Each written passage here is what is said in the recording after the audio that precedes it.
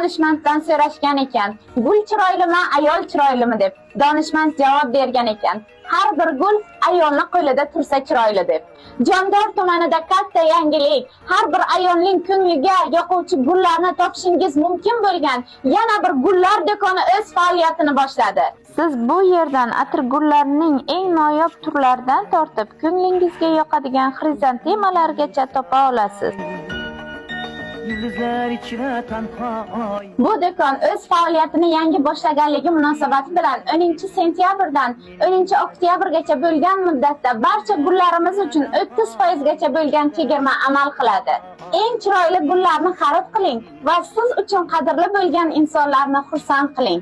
Siz bu yerdan gullardan tashqari yumshoq o'yinchoqlarni va esdalik sovg'alarni ham sizga manzur bo'ladigan narxlarda xarid qila olasiz.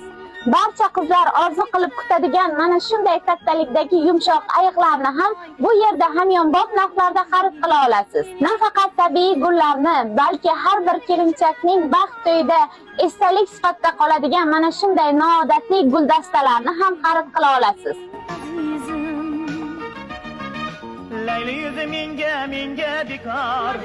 Manzilni tushuntirib o'taman. Markaziy svetofor Burger House'ning pastki qismida joylashgan Lola Flowers gullar do'koni.